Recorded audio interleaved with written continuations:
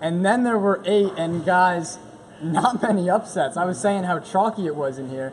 All top 8 seeds are still alive, and there are only 8 left as we head into the quarterfinals tomorrow night, Tuesday at InSports. Welcome to the second round post-game show, presented by Body by Ryan Fitness. Great website, bodybyryan.com. Check it out. Nutrition coach, fitness. How many times will I say it this week? We have 3 nights of post-game shows this week, so we'll see where to start, huh? Flint and Redemption, we were just talking about them before we came on the air, but one of the closer games, a lot of close games tonight, as we expected. We expect even more close games tomorrow. 9 and 10 o'clock times will be released in the morning. But Flint Redemption, a lot of people's upset pick. Flint wasn't happy about it. They were happy to come away with the win. Give me a jersey. And they gave Greg a jersey. I think you were the lone believer. I was, yeah. Right? Are you even talking about this game? No, I'm not. Okay, so hey, so what happened? Flint Redemption, it was close. Yep. And Flint escapes. Yeah, well, we were talking about how we thought Redemption's size was going to be that prevailing factor in this win, but then Flint Tropics got hot from outside, and even without having Bizzuto, everybody else stepped up and took a little bit more pieces of the offense, and the production showed. There was a really, it was a well-balanced offensive performance from the Flint Tropics. I think their highest scoring performer was only 15 points, so they really spread it out. There's a ton of points all over the stat sheet for the Flint Tropics, and once again, they're fighting for respect. They're trying to show everybody, hey, we deserve to be one of those teams that you guys, regard upon and consider one of the better teams in the league. So it was good to see them come out and take down the runners-up from last year. So it was an impressive win, especially here in the playoffs.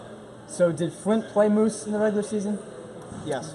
Okay. With Mike Bizzuto. And Moose won, right, with Mike Bizzuto. Scored 30 points. Spoiler, 4 and 5, I already mentioned, but the 4 seed Moose also advances on, taking down Run TMC handedly, I will say. I was there for that one. But Moose and Flint first, with one of those teams having a spot in the Final Four, Moose or Flint. But first, how did Moose put away Run TMC? And they did it without Trevor Chavez, too. Yeah, right. Just, again, balance. We were talking about it with Flint, and Moose has got a ton of balance as well. Connor Daly, a triple-double. They only attempted 2 threes, so it was more of the same from Team Moose. As soon as they get that lead, it seems like they put the clamps down. They stick to their slow half-court offense. It's weird. It seems like a slow-paced offense, but the ball is always moving. So they're really deceptive. If there's an open lane, they're going to find it. And they were really impressive tonight. Hey, it's pretty to watch even when it's against you, which is tough. So Team Moose and Flint, I already got a text from Brad. The game ended an hour ago, and he said, I had a lot of fun dunking on your team tonight. So I kid you not. We'll see if they can keep that up tomorrow against the Flint Tropics. 2 balanced teams, as you mentioned. That is in the lower left. No Limit, Stranger Danger, man. God forbid we pick an upset against No Limit. Some people had Stranger Danger, and but it is No Limit holding it down without Ty Sands and Rashawn Hendricks. But Stranger fought. They had a lead, but it's No Limit advancing on. Yeah, you said it. No Ty Sands and Rashawn Hendricks. I think if they show up, it's probably a lot different of a game. Howie Miller struggled in the first half, and then he turned to Terrell and he goes, I'm not shooting anymore. And then you hear Davin on the bench go, keep shooting, Howie. He proceeds to hit 4 threes in a row, and that was the turning point in the game. We were talking to Mel Kwan, actually, after the game, and he was saying that, it's really frustrating when he feels like he's going hard on D, and sometimes his team are looking for the highlights rather than easy bucket or a good defensive play. And that's really the story with Stranger Danger this season. They have the talent. They've always had the talent, but it just comes down in the end to their heart, and it just seemed like No Limit wants to proceed in the playoffs a little more than Stranger Danger wanted, and it really just came down to that. And I think Stranger's lack of size, Definitely. it's tough to overcome. So No Limit, the 2 seed, advances on to play Central Chocolate, who beat Goon Squad in the last game here on Court 1, a close contest as we expected. Carmine, Nick, the whole crew was here, Aaron Samuel. What did Central Chocolate do to? It was a 10-point lead, but it was closer than that. Yeah, no, it was really what Goon Squad was doing. They competed, and Matt Marconi, I want to start calling him Matt Marcovi, the way he plays basketball. This guy is dominant. He's shooting the ball from outside as efficient as some of the best 3-point shooters in this league. And you look at him, and he's a big body. You can also bang down low, and he's really fast for his size too. He goes to the lane pretty quick.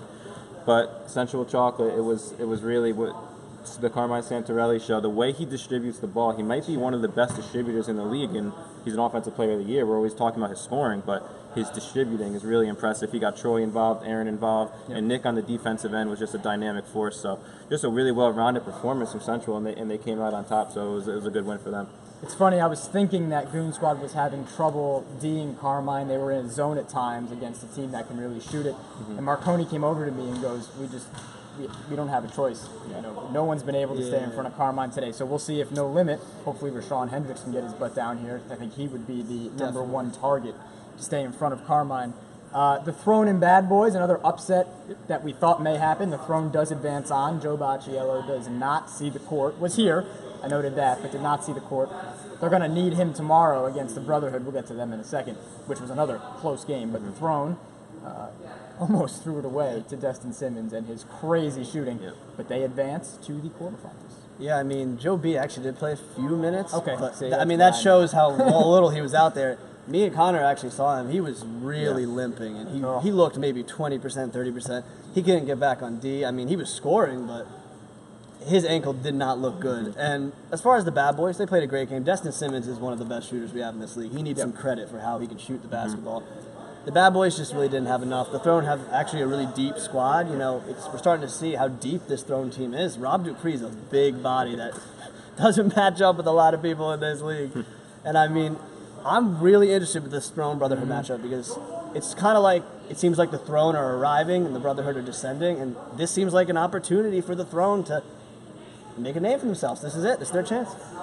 I want to say something about that Throne Brotherhood matchup in a second. First, the Brotherhood had to get past Lob 203, and I would love to say it was all Eric Singleton. It was a lot of Eric Singleton, but I think that team deserves some credit, team being the key word, for how they fought Palmer Mina, Cody DiLeonardo, John Brole, Andrew Sampietro. I'm just naming players on the team now. But all of them did huge, huge things tonight that the Brotherhood had to work.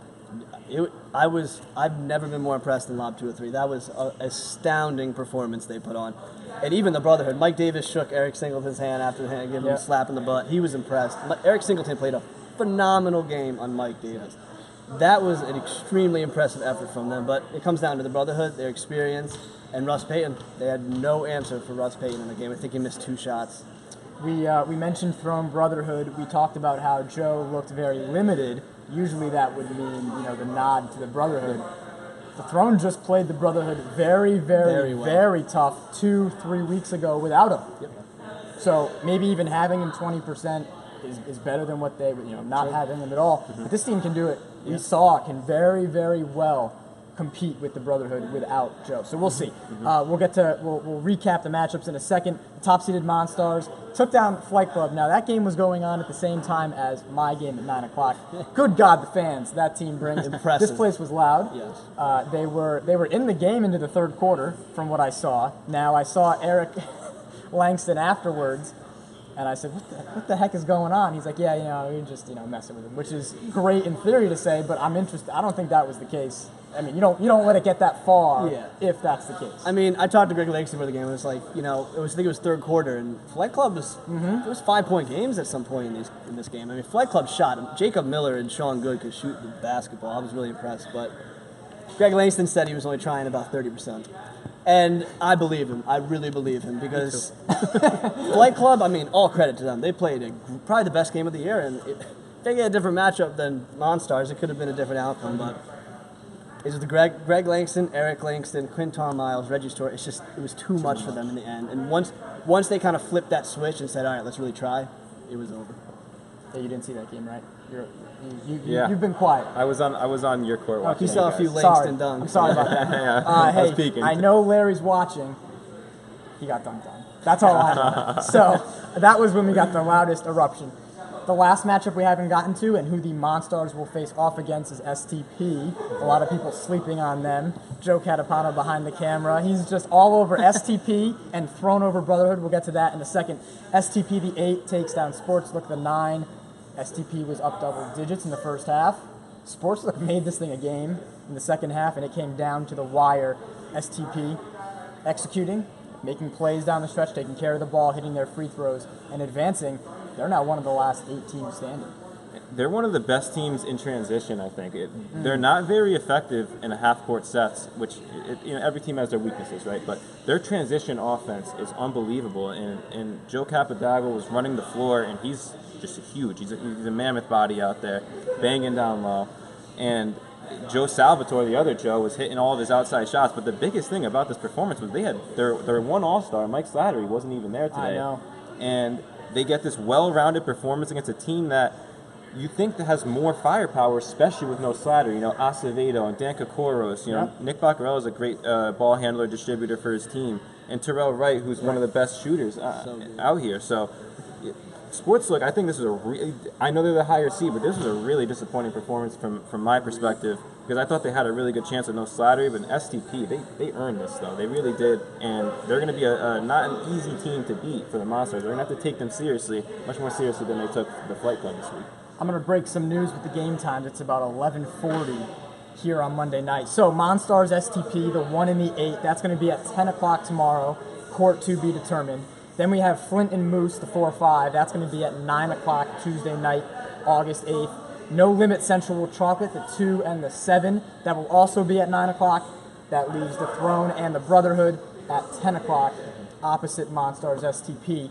Quickly, we'll go down the list. Ryan, you've been quiet. Most interesting quarterfinal matchup. Quickly. It's the Throne and the Brotherhood, I think. There's some good options, by the way. Yeah, there are. But the Throne, like you said, they played them so tough just a couple weeks ago. The Brotherhood has found themselves in a lot of tight games. I just feel like if they keep playing with fire, they might get burned a little bit.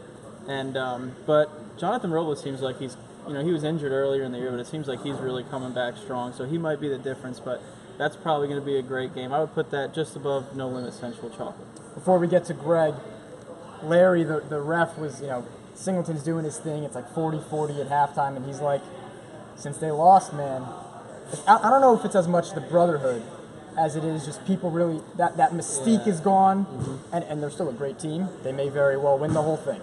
But it's just a different perception of them now that they're human. Well, right? it's not just after the loss. Like, we need to remember, they needed a lot of help to get past Central Chocolate in the first game of the season. So I think there's a lot of holes that we overlook because we think it's the team that never lost and didn't start seeing them until they lost. But they're very beatable. Right.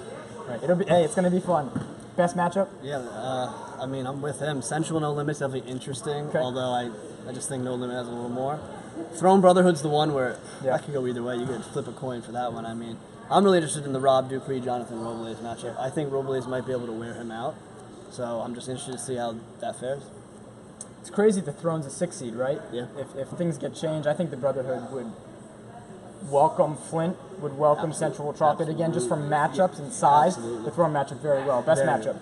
I think it's probably, in my opinion, Central Chocolate No Limit, but I think it's good to shine light on that Moose Flint Tropics game. Would have been really, really. I think those are the two deepest teams in the league, from start to finish in their lineup. So I think that would have been a really entertaining matchup. Two teams that play really good defense and really good ball movement on the offensive end.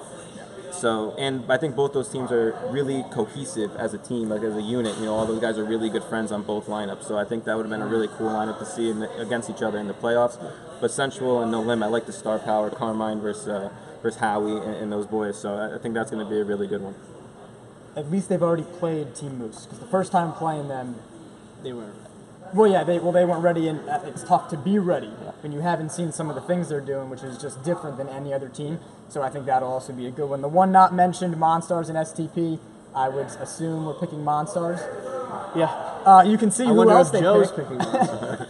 Yeah, Joe. Thumbs up?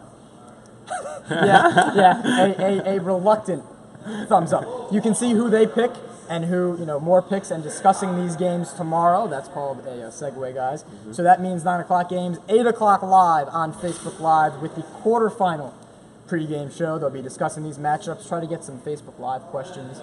I think we're going to try to incorporate that. We're running out of games.